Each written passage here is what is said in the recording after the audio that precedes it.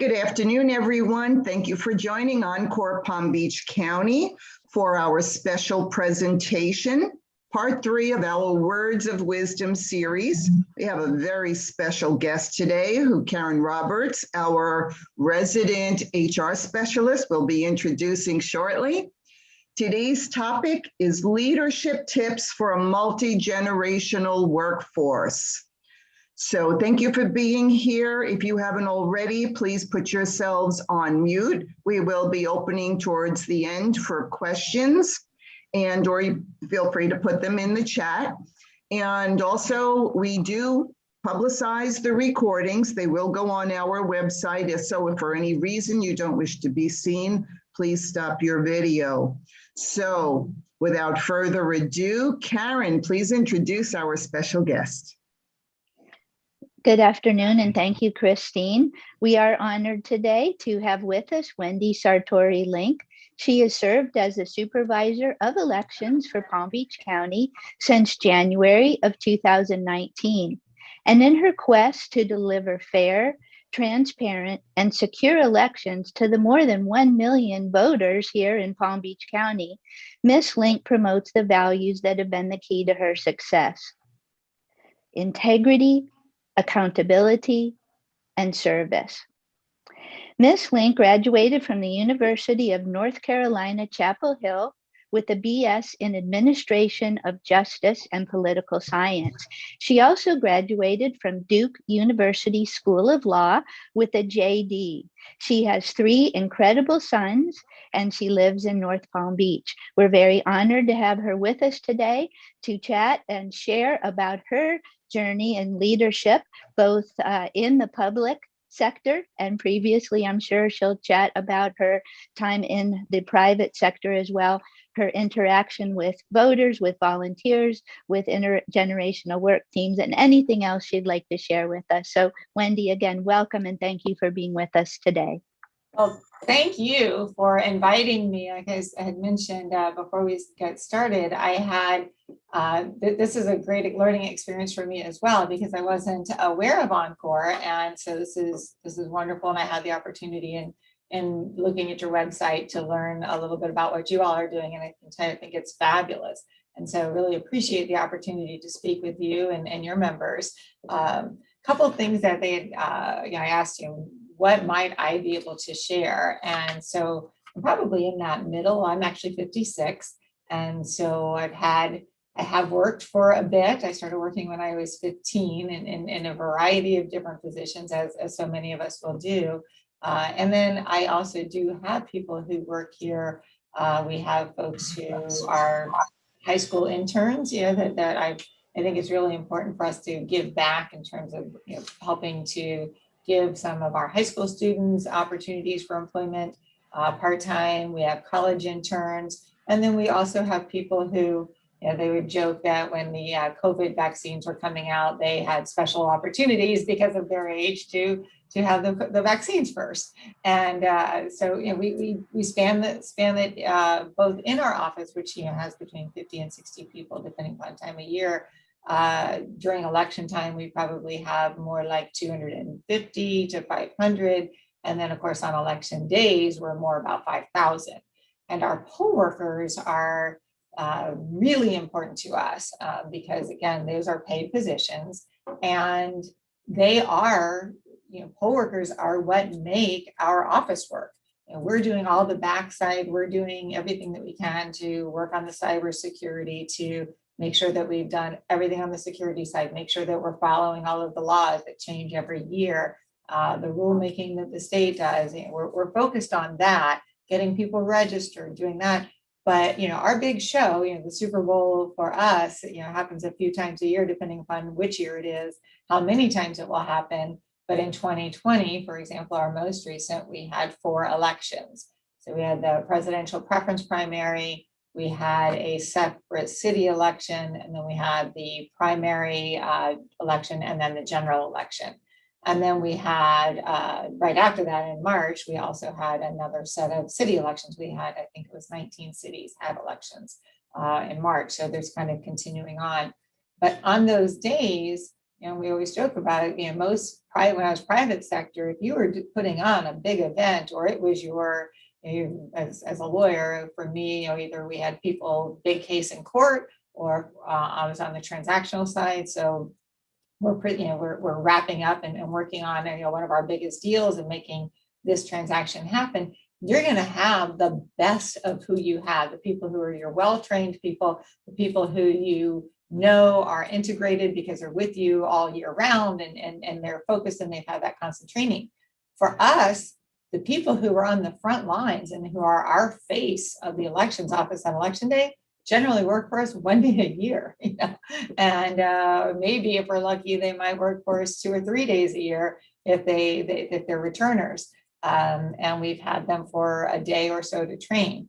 And where we tend to have done well is with the folks who have had careers. So they are, your 50 to 60 plus poll workers. And that's because they're not intimidated by what a voter comes in, voters in the wrong precinct, and they don't want to have to leave because they waited in line, or they want to vote here, and law doesn't permit that. During early voting it would, but so a lot of our younger folks haven't had that worldly experience, and they're not able, and they don't have the confidence to say, this is, I'm sorry, ma'am, sir, what have you, and this is the way it works, and to help I'd say bring down the stress level, to help bring down the anxiety and the anger level that may be there, and to help to come up with a positive solution and a solution that will work for that voter, but also stays within the confines of the law and the policies that we have. So where we really are very fortunate, and like I said, these are the folks that are representing our office, and 5,000 strong on election day are people who are poll workers for us that day. So we do love to have a great combination of some of the, especially with everything going so much more technology based. That's just the way that the world has gone, and particularly in elections. So we try to have some younger folks who are feeling very facile and very good and easy. The technology part comes easy to them, but that maturity and that wisdom that comes with people who have had experience, life experience, work experience, and conflict resolution experience, that's invaluable. And so that's an area that we will continue in our office to try to reach out and get new people involved. We also have people who might call, and that is, say that's a paid position, but interestingly, if you've worked for the state of Florida, within a year after your retirement, you can't work back for another governmental entity for fear it messes up your retirement benefits. So it's one of the things, especially retired teachers, we always have to start at the beginning of our poll worker training by saying, slide number 1 almost is, if you've retired from the FRS and you're a part of the FRS system within the last year, it's probably not the right job for you because it could mess you up, and we don't want to be responsible for that. So a lot of times when people then want to get involved with us, so we have volunteer opportunities, and poll workers are paid, but we have people who will come to our office to do things like, again, it depends on what their experience level is and what their interest level is. But we had folks who we had comment cards. And I said, if we're going to put these comment cards out and ask people to fill them out, we need to read them and learn from them as we're going during early voting, because we have that opportunity to on the fly react to them on a daily basis. We're picking them up because that early voting period is going to last anywhere between 8 and 14 days, depending upon what election it is. So each day we need to be looking at these and seeing what the feedback was. A lot of times it's something is pretty simple that we can fix right away, like there wasn't enough signage. I had a hard time finding where to park. I missed the turn in 3 times, or okay, great, let's get some more signs out. A lot of times that's what we'll get from that.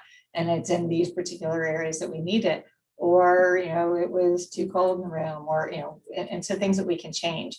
But on election day, we get all of these, can't change them all right away. And of course, there's a lot coming in at one time. But again, if we're asking people to fill them out, I want them to be useful to us and valuable. So we had a lot of our volunteers that were interested came in and helped us sort those. These are the ones who said this group wants to be a part of your newsletter. So we got to make sure we get them input.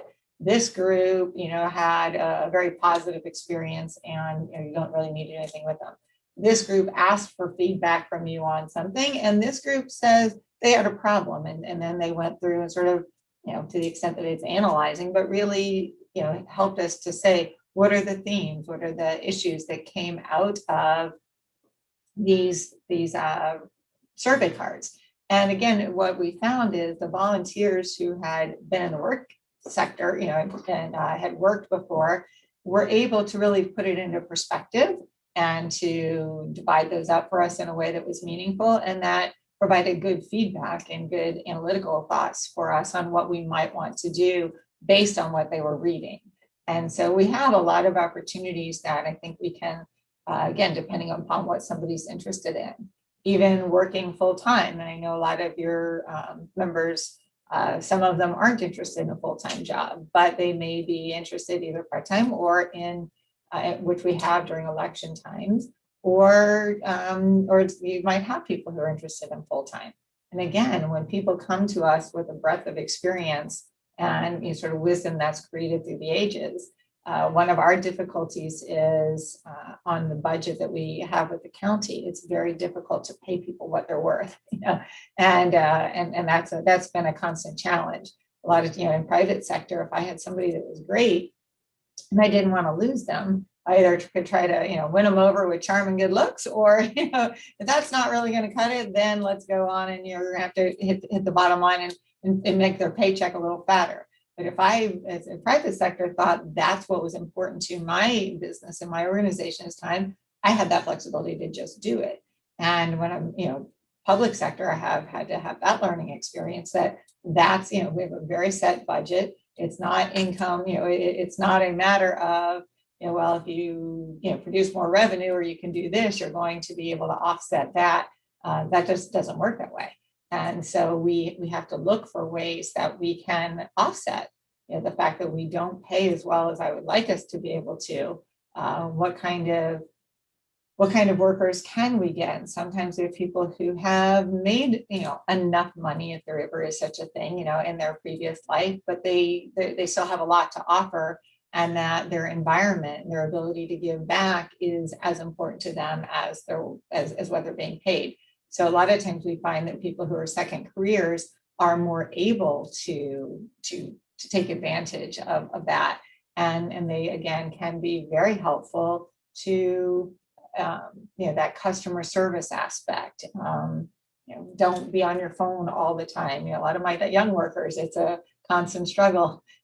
Don't text or email your neighbor a question. They're 13 feet away. Get up out of your desk, walk over and talk to them. Have that conversation. It's amazing what you might learn if they're not emailing you back one sentence, but instead having a 5-minute conversation with you about whatever you wanted to have. And again, I think that when we talk about the value of, more mature workers or people who have experience, it's that, it's there are different ways to communicate than simply, in 56 characters or whatever text or tweeting is. So we really try to, when we're here, we look at what is this person's experience and where can we have them fit in, and what value can they produce other than, I shouldn't say other than, in addition to what we needed to hire them for. We are a very data driven, a lot of data input is a lot of what we do. Of course, the IT side is very, cybersecurity oriented, physical security oriented, doing a lot of that, trying to keep up with, all the different things we can do. Their technology does help.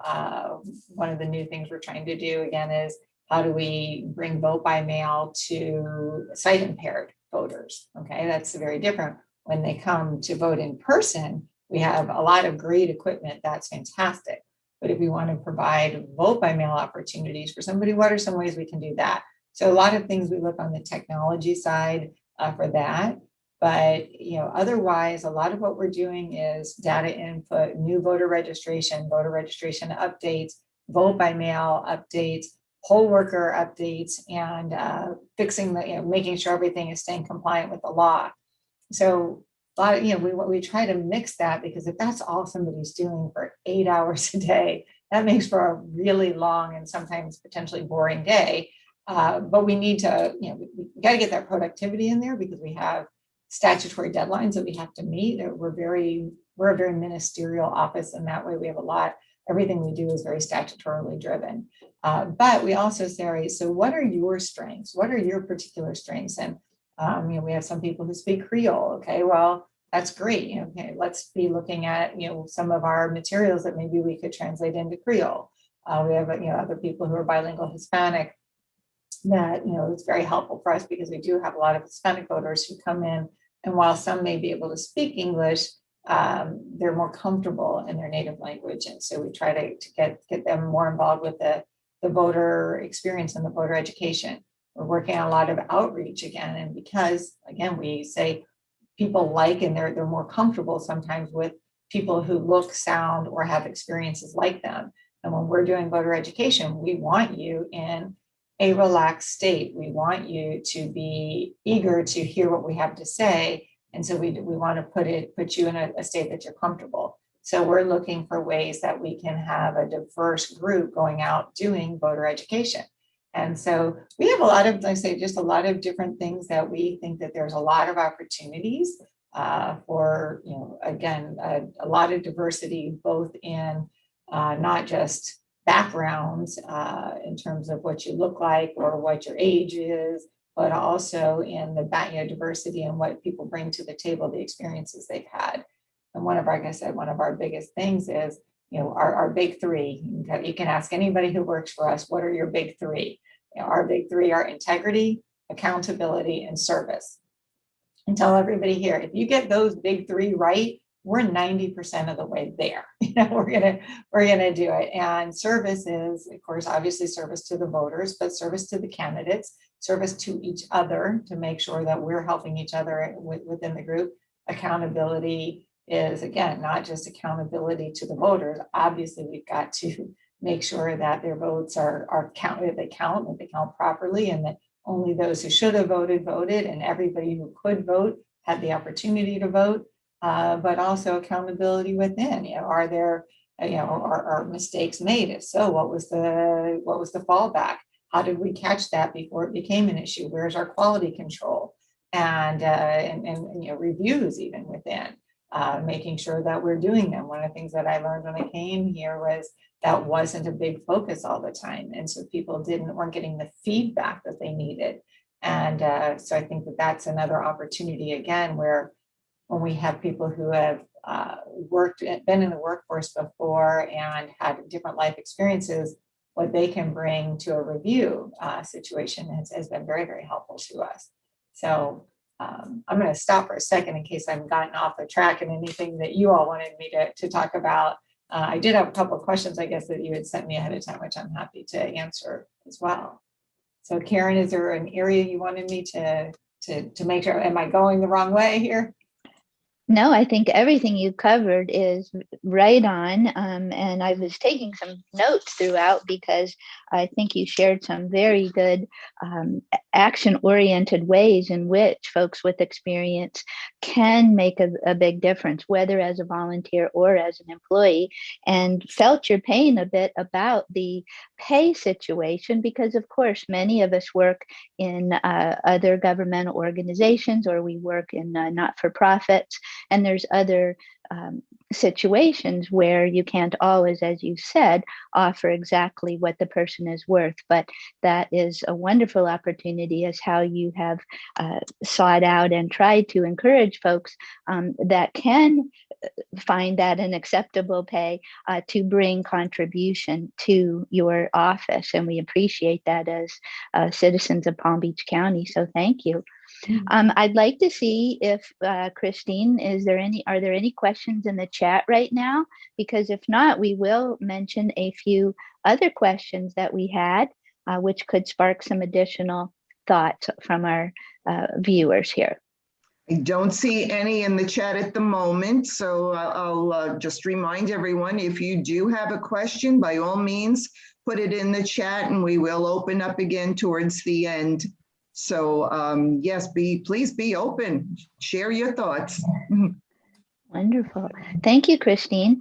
Okay, well, Wendy, thank you. We did have a couple other questions that we'd like to have you talk about. Sure. And you have spoken about some of them, about typical roles, about programs for hiring mature workers or recruiting volunteers through your outreach and different methodologies that you've mentioned.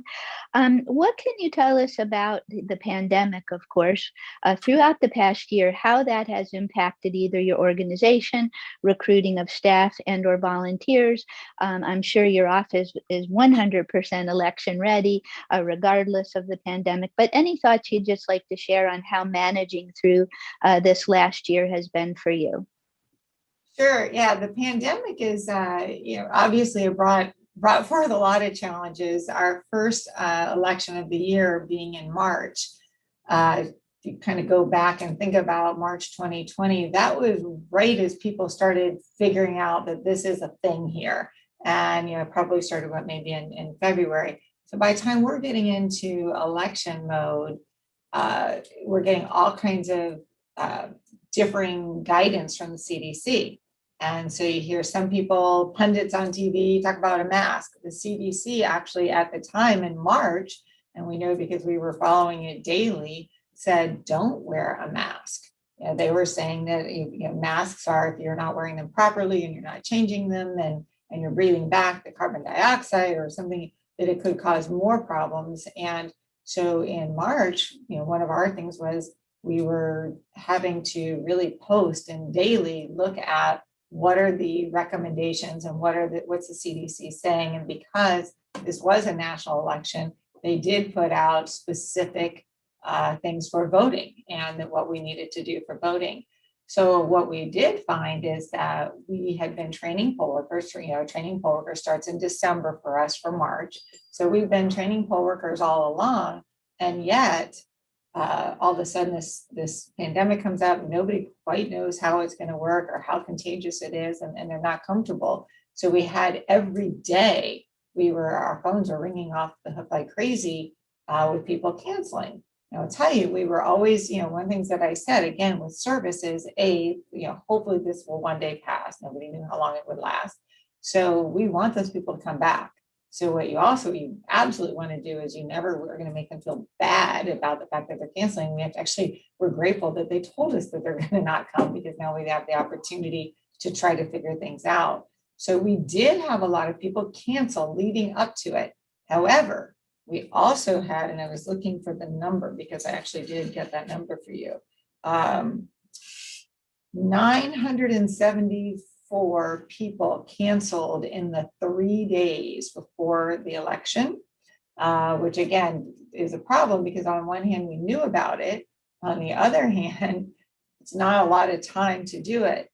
But what was even harder for us, we had 602 people who, because we had all these cancellations, we had a system, almost like a telephone tree, where people were calling. And so we had a clerk, and when you get down to the actual polling location level, you have one person who's in charge, and we call them the clerk.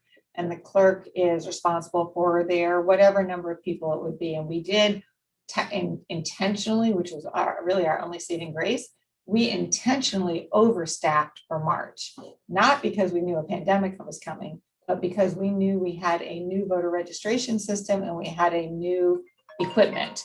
And so with that, I wanted people to be able to have the opportunity to try it out at a time that wasn't going to be as busy, to try out this equipment so that they would be experienced, and we'd have more experienced people as we got into the primary, and then obviously more importantly, the general election.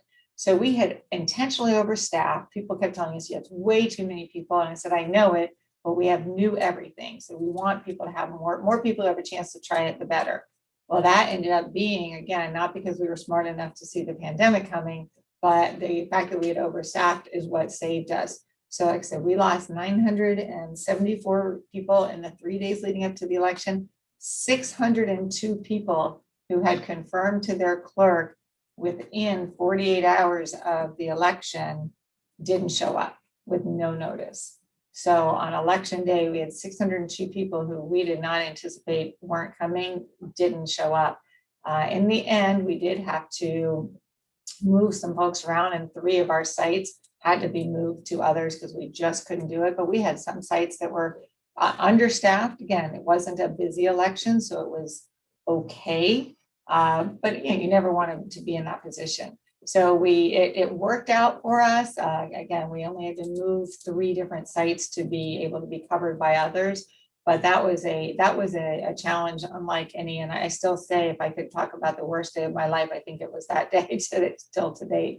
Again, but we couldn't cast blame because we know nobody knows what this is, and nobody knows how contagious it is, and nobody knows whether mask or no mask or washing your hands. And we had been, I spent most of my time in those weeks leading up to it, either retraining new people who were willing to come, going out begging more people to be willing to volunteer or to be paid, and during the middle of the night trying to find PPE, because every time we would order it, it would get deviated because the hospitals and the military had priority. So even though we had ordered something, paid for it, before it got shipped to us, we would get a notice that we weren't going to get it because it had to be sent over to another higher priority place.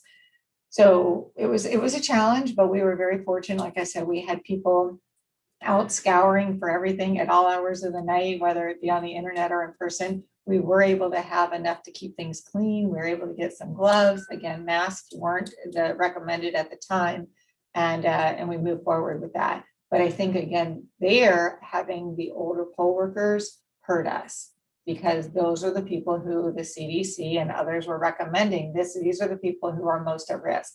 These are the people who stand to maybe be more vulnerable to this this illness that was so new to us at the time. So I think that had hurt us. We did have a lot of people who were in their 80s. We had a lot of poll workers in their late 70s and 80s who just said, I just can't do it. And again, we completely understood. But we learned a lot from that. And now as we get into our June election was a very small one, so we didn't have a hard time staffing that. As we got into August and November, say a lot of lessons learned. By now, people are wearing masks. Now you've got the safety shields, the plexiglass, all of the things that we have people. And then we also had been working with the Department of Health and asking for their advice and asking them to go and check out some of our locations and see if there's anything more we could do, because we wanted to go over and above so that people would feel safe. And one of the quotes that had gone on TV that we were proud of was, I went to the polling locations, this is during early voting, went to several polling locations yesterday, and they're the cleanest places in the county. And so we felt like it really did help us to get folks ready for that. But again, our more mature workers and our more mature poll workers were at risk then. So it really also said for us, we have a need for balance, for whatever we do so that we can offset that. Thank you for sharing that experience. My heavens, that would certainly, as I can see, and we can understand why you would say that was not one of your favorite days in the career arena related to having those folks call out. But as you said, you understood and you just worked around it. And that certainly is a testament to you and to your team and everyone there. So thank you for sharing that. And along the lines of leadership, Wendy, could you talk to us a little bit about when you first came into the role that you currently hold, being appointed to that position at the time? Certainly, I'm sure you had to really utilize many leadership skills in that time of coming in, putting people at ease, learning a new organization, making folks feel comfortable, not only your employees, but folks you dealt with. Could you talk a little bit about that with us, please? Because certainly that is a leadership challenge. Sure. Yeah, that's it was a unique experience for a position that I was not seeking in any way really, I had voted, and our office, my dad was, I grew up, he was very patriotic, very, very focused on the country. And always, my parents voted in everything. They were one of the super voters. They cared a lot about voting and raised us that way. We would go to the polls with them. And I had been doing the same thing with my children, taking them to the polls. So in my own law firm, we had, written into in our written policies that people got paid time off to vote, and that we would bring in, and we had with 3 partners, and we were from different parties. So it really it was a nonpartisan thing for us. We actually used to joke that we would have to agree if we got really busy. If one of us can't go vote, then the other one can't go vote either, because we're going to cancel each other out no matter what. And so, again, we came from a very friendly, different political backgrounds, but nobody was terribly political, overall. And so we would bring people in to register folks to vote. And that was really the extent of my political career. That was the extent, not career, but, my leanings, and really had no experience with the office. Didn't really have any idea what supervisor of elections did.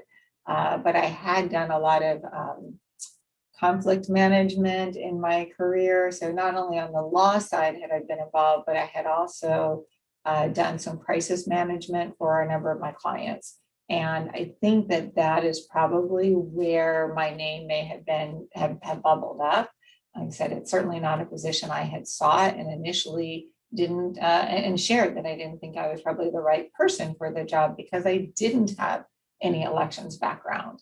But was basically convinced that most people don't, and that this is a change that the governor had made a decision to make, and that they were looking for somebody who could come in. They didn't want somebody who was strongly political and had strong political leanings one way. They wanted somebody who's going to be able to serve both sides.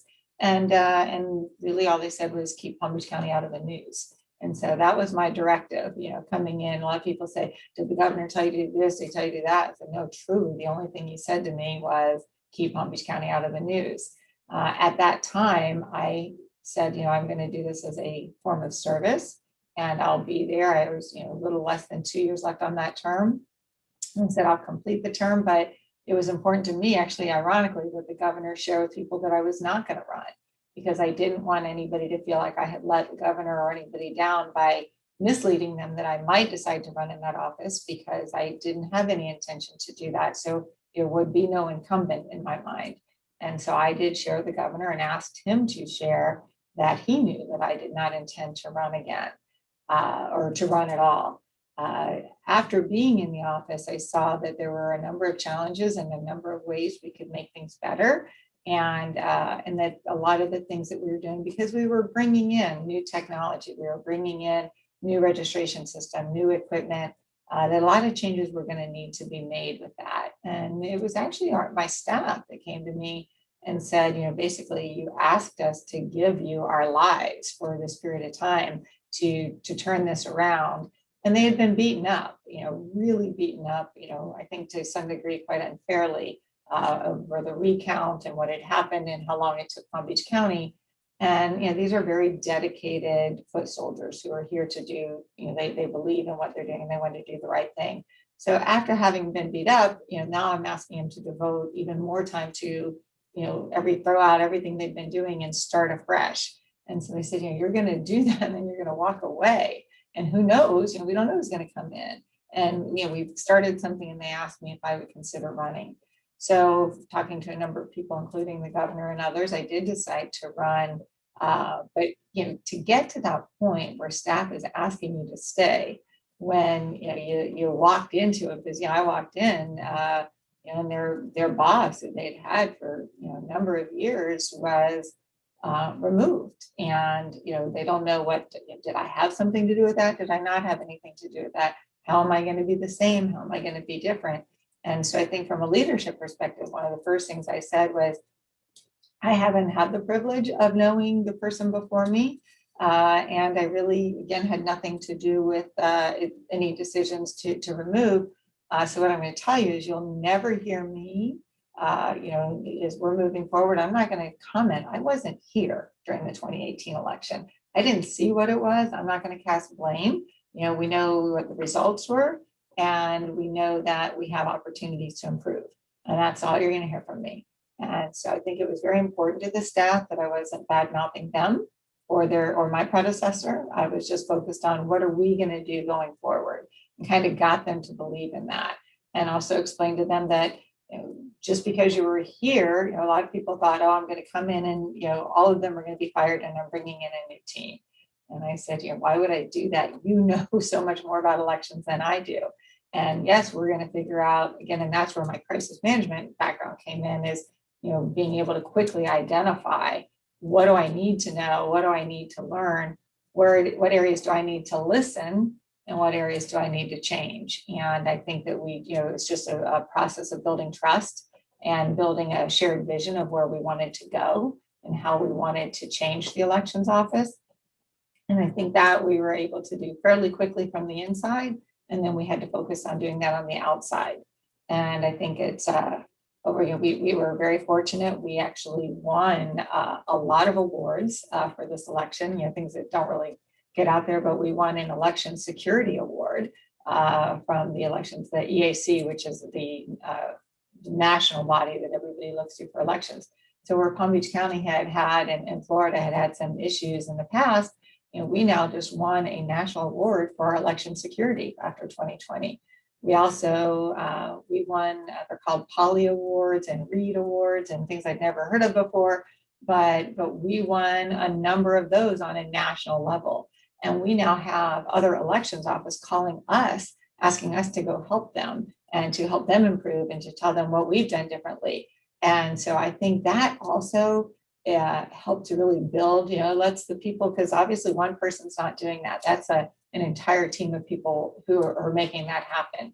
And so for them to have that opportunity to puff up their chest and to now go from feeling like they were the redheaded stepchildren who were getting beaten down to I'm now one that people are calling and asking for my advice. They're asking me if I will help their department, inside Florida and sometimes outside of Florida, most often in.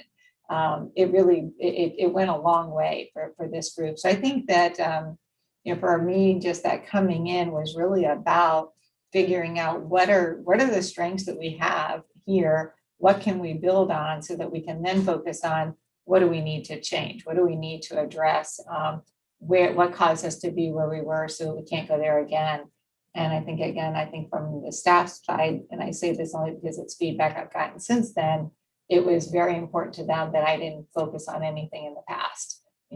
I was only focused on what are we going to do from this day, January 18th, moving forward. We don't need to blame anybody. We don't need to point fingers at anybody. We just need to talk about how are we going to do it differently. And it worked. Oh, thank you for sharing. That's wonderful. And how congratulations. I know I saw some thumbs up in the on the Zoom screens when you mentioned the awards that your office has won as a team. So congratulations to you and your team. That is wonderful. So we appreciate that. And Christine, did I see some questions come in through the chat that we might want to address now, if you'd like to share those?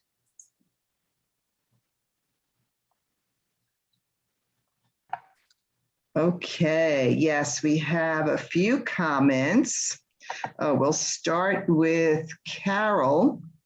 Carol said she wants to know, how do you lead, self-manage, as well as work team manage through change management?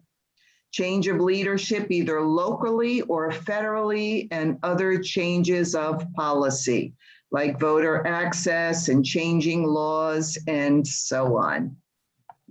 So yeah, it's funny. We just we're going through a review process, as I mentioned, I think earlier, with all of our employees.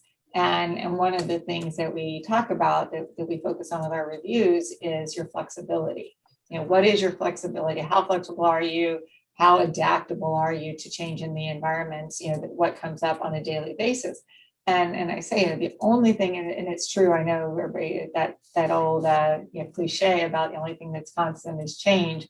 Like in an elections office, you can't get more true than that. Every day, it's outside factors telling us what to do. Again, we are not supervisor of elections position isn't really a policy-making body.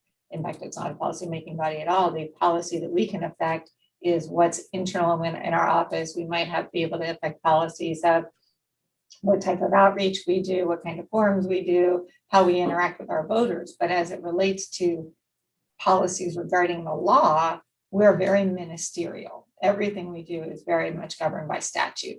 And it's the legislators at the state and local level who are charged with, creating policy through those laws. And that's what they're elected to do. And so we are constantly dealing again with outside sources who will change things, sometimes for the better, sometimes for the worse. And sometimes you don't know at the moment. I can tell you right now, we have 67 counties, but we have rural counties, urban counties, we've got small counties, large counties, conservative counties, liberal counties. So when you've got that kind of a background, 67 supervisors have never agreed on anything, because again, and not in a bad way, but what change in law would work for a small county could be devastating to a large county, and vice versa. Or what will work for a large county, small counties don't have the funds to do. So you don't want to make that a law, because they'll never be able to do that, and they don't need to for what they are. So again, we are always, it's a big give and take, and we've never had 67 people agree on anything, except for this year. We had 67 people who came from different backgrounds, different parties, including people who had served in the legislature, very conservative Republican service, legislators who were all against this bill, and I think again that came from it's not about your philosophy and what comes in those type of policies, but it's the procedural part of how are your changes going to affect our ability to pull off a successful election? Whether you think it should be liberal or you think it should be conservative is really not what we focus on. What we focus on is, what are the procedures that we're going to have in place to make sure that it's safe, that it's secure, that it's transparent, that it's fair, that it's open. Those are the things we're looking for. And when you have 67 people saying those changes that you just made are going to make that worse, that should be telling. And so I think that, but now that those changes are made, and we were successful getting a lot of those, some of the worst ones out, quite honestly. So it's not as bad as it started. But now that's what we have to deal with. And so now it's how do we take those, implement them in a way that is compliant with the law, but also how can we offset, if there's a deleterious effect that's going to come from implementing this law that we must do, really getting everybody to sit around that table briefly and say, if this is what we think is going to be the effect of that, how can we offset that? What can we do? How can we service our voters to make sure, again, when I say our voters, we're talking about all of our voters, from our 18-year-olds to we have, our 115-year-olds. They're all coming at this from a very different perspective. Some people only want to vote by mail for a lot of reasons, convenience or safety. Other people say, I will never send my ballot in by mail. I want to be the one to put it in the machine. Well, great. Good news is in Florida, we have that ability. Our laws allow you 3 different ways to vote. And so, early voting being the third. And so how are we going to make sure that we're serving all of these people with these laws and these changes? And so I think what we do is we look at what are the changes and what other changes need to be made to go along with that. And how are we going to make this the least painful? Or when it's something good, how are we going to make it even better by other things that we could do to support it? And when we bring in, again, everybody here has a lot of different departments. We've cut down the silos. So now when you're hired, you're not hired to work in the poll worker department or the vote by mail department or the voter services department or the IT department. You're hired now to work with supervisor of elections. And we say, so you're now hired to be here. Now, obviously, for training purposes and for job specific at a time, we're going to assign you to the poll worker department, or we're going to assign you to this or that department. But as our needs change in the organization, we need the ability to have you change too. And there's now a far better recognition that a change in one department affects a change in the other. And so when we're sitting down working together and it's not foreign to you because you have experienced and we cut down those silos so that people understand better what's happening in another department, you're going to know how that change affects your colleague and how it's going to affect that part of our organization. And how do we need to fix that for our voters so that a change here doesn't have a negative effect on them over here. And so I think it's a lot of collaboration, but one of the things that can be done, you have to be very wary of is not to have it be what takes up all of your time. Because if we're given that amount of time, there's so many things we can sit and talk about and come up with. And sometimes it ends up being a little philosophizing, but it's like giving enough time for that for people to get their ideas out, get out, a 360-degree view of what this change is going to do, but also doing it quick enough. Doing it, get it out there, make sure we're taking everything into consideration, but then saying we can't work all day on this because we still have 6,000 other things to do. So doing it, making a decision, moving on, and being willing, and they all know as we're dealing with changes that when we make a decision, we've done it in a way that we think we've taken everything into account. But if we find out as we're going down the road, this really wasn't a great decision, then they also know that there's always that opportunity to bring it back to be, redo. And so I think there's everybody understands that as we're dealing with change, it doesn't have to, whatever way we go, doesn't have to be the only way. We're going to be very open to changing it again if need be. Great. Thank you. Okay, we do have another comment. Actually, Carol said she worked the presidential election and had no idea that all of those workers canceled. Well managed by you and your team. That was one of those, sometimes things work out. And like I say, even though we were overstaffing for a different purpose, it served us well. Great. And we have a question from David.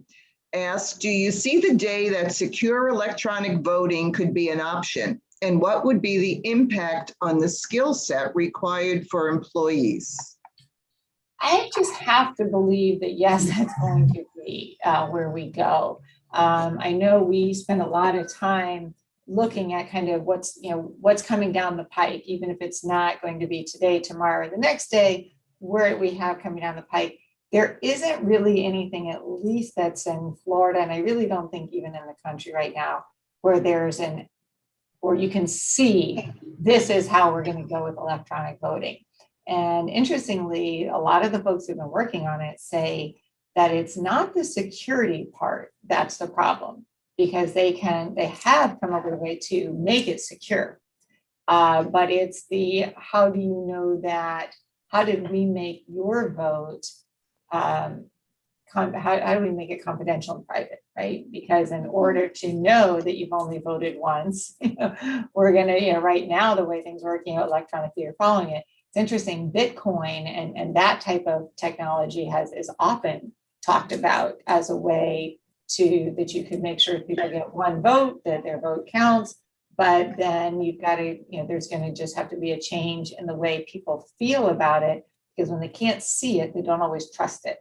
Mm-hmm. And so when, right now, like I say, while we do have a lot of technology in the way things are counted, we still have a paper ballot. And in Florida, that's become very important. Our voters right now, I would say, even if you came up with something that said, we've tested this 100 ways to Sunday, trust us, it works. It's gonna take some time, because having those paper ballots and things that are, open public records requests and things that if the technology fails here, there's that comfort level that ultimately we have the ballots, because no matter how it's being counted, the paper ballot exists. Even on our ADA equipment, where people are actually doing their voting on an electronic screen, it prints out a paper ballot.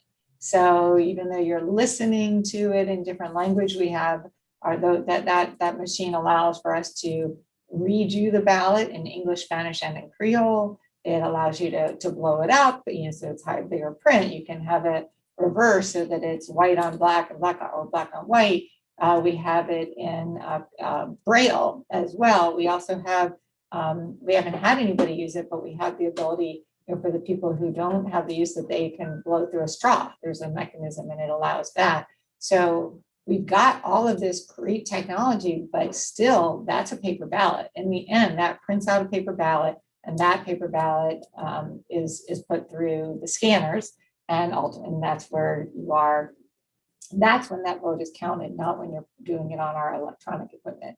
So I think, yes, that day will come, but I don't think it's going to be as soon as probably technology will allow, because I think it's going to take a lot longer for the trust factor of the voters to follow that.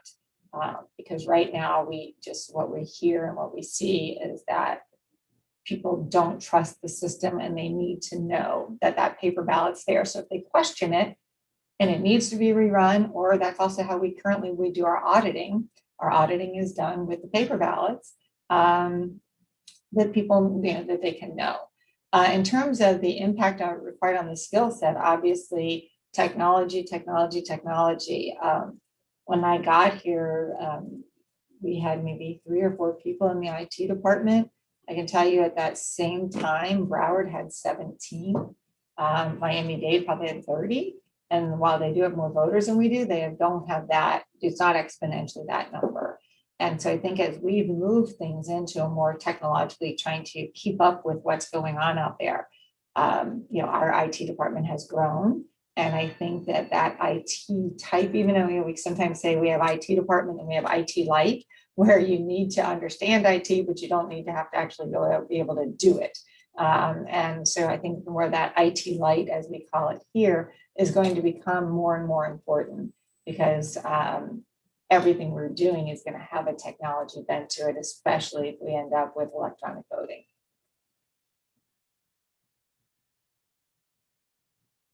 Okay. Christine, are there any other comments in the chat? Because I had one that I'd like to ask as a wrap-up question if we've covered everything else. There's nothing else in the chat, so if anyone has any further questions, please feel free. And Karen, we'll go ahead with your wrap-up in the meantime.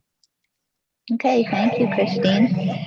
And Wendy, is there anything you would like the residents of Palm Beach County to know about your office that you've not already shared? You have given us a wonderful inside peek in terms of the integrity, the accountability, and the service that you and your team provide each and every day to the residents, and we are grateful for that. But anything else in closing that you'd like to share? I just think that we are making a big effort on education, because again, I think people will trust what they understand better, and there's often a lot of misinformation out there. So we are trying to do a lot more things. We did one in 2019. We're getting ready. We'll be doing one in June. We're going to be, I think they're finalizing that date now. We're going to do open house again out at our voting equipment center, which is in Riviera Beach. It's a 86,000 square foot warehouse. And so we're going to have an open house there to explain the processes and procedures that go behind this, and why people can, trust things, or for people to look to see what some of those safety and security measures are. That when I tell you I can tell that somebody only is able to vote once. Now I can show you how that works and why I know that. And and if somebody does vote twice, how that happened and how I find out about it afterwards.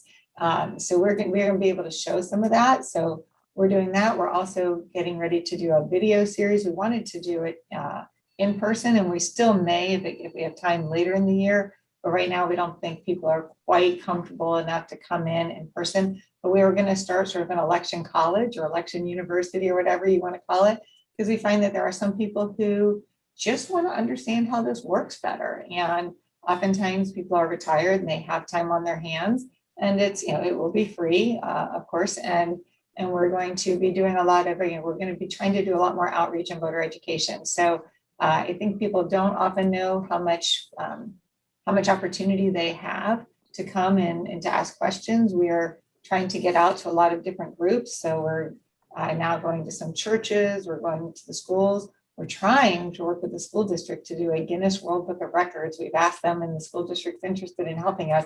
We've contacted Guinness people. We'd like to do registration of the most people at any one time of the school age kids, pre-registration and registration. So we're trying to work on that because, again, during a pandemic, getting out there and getting people registered or getting their voter registrations updated has been more challenging. So we're looking at different ways that we can do that. So I think, what we'd like to say is we are available. We have outreach groups, and I'll go whenever I can. If I can't go, we have some very, very, very capable people here who can go out and answer questions, bring demonstrations, do PowerPoints. We'll bring our voting equipment out to people, to areas where people are maybe a little leery of, they don't want to vote. We've been told in some of particularly the underserved populations, they don't like to go to the polls because they don't want to look dumb. And those are their words, not mine. I don't want to look dumb. I don't want to feel stupid. Those are the words we hear because I don't know how that machine works. So we take out, and it's a very, completely nonpartisan sample ballot. It says, what is your favorite dog? What is your favorite beach? That kind of thing. And people can vote on it. And then we show them how it works, how you go through it. So we're trying to do a lot of getting our equipment out to the people as well. So I'd say that's call on us. We have information on our website about how to have us come out there, but we want to get out to the community. So use us in that way. Well, wonderful, Wendy. Thank you for sharing. That outreach is amazing. And just as we wrap up, I do understand that Rosemary Nixon has a question for you. So she will close out the session with her question. And again, Wendy, thank you from all of us, but we know that Rosemary will thank you as well in a moment. So Rosemary, go ahead. Yes, I do want to thank Wendy for a great presentation. As an aging poll worker myself, who didn't work the 2020 election, sorry about that, but with so many new people moving to Palm Beach County, how are you connecting with them to get the volunteers that you need? Is there a system for doing that? It's right now, it's a lot of through outreach. We also, the League of Women Voters is very helpful when they're going out registering people. We also ask them we give them a lot of information about poll workers as well, since they're touching folks in places that we may not be. We were just out at the fair for 4 days, and we got probably 45 or 50 people who signed up as being very interested in being a poll worker. A lot of people don't know that it's paid. So we try to get that information out. We also, this past year, started working with the school district where they allowed us to, we gave them the information and then they mailed it out for privacy reasons. They didn't want us to have those emails, but we gave the school district that information so that they would send it out to everybody who was eligible to be a poll worker. And that would be 16, 17, 18-year-old students who are at least pre-registered or registered to vote. And so through that, we also got to get some people pre-registered because they wanted to work as a poll worker. And in high school, you can do it for community service hours if you need. But it's also not bad pay. We increased when I came in, we gave the first raise that poll workers had in 10 years. So because we want to recognize to people, this is an incredibly important job. This isn't just something that we grabbing people off of the streets for. Again, whether somebody has a good voting experience or a bad voting experience, 90% of the time, it's not related to their interaction with our full-time employees. It's related to their interaction with their poll workers. Did they feel confident? Did they feel like these people knew how it worked? Were they pleasant to them? Did they make them feel welcome? And so those poll workers are so important to us. So we're spending a lot of time recruiting people, and we've just started a program where we're actually trying to interview anybody who's new in the system. We're doing a 10-minute phone interview, but just to understand, what's your background? If you were a teacher, then probably you're going to be a great clerk. If you haven't worked outside the home at all, then maybe there's a different, at least for your very first time being a poll worker, a different position you should have. So we're trying to also be a little more targeted in where we're at least initially putting poll workers in the types of jobs they do so that they have a good experience with it. And then, hopefully word of mouth brings more people in. But part of it's just telling people it's paid. If I could just make a closing comment. Back in 1962, I was a volunteer with the League of Women Voters in Boston, and we started the first mobile voter registration campaign in the country back then. So I have been a supporter of voting for a long time. Great. Well, thank you. We appreciate that. So, Keep up the good work.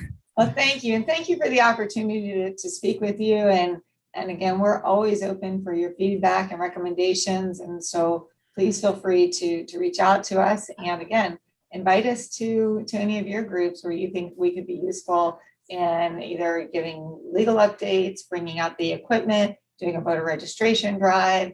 Sometimes we go to senior communities because a lot of people need, especially if there's a strong vote by mail community, then they need often to update their signatures because their signatures have changed so much. So we'll come out if you invite us.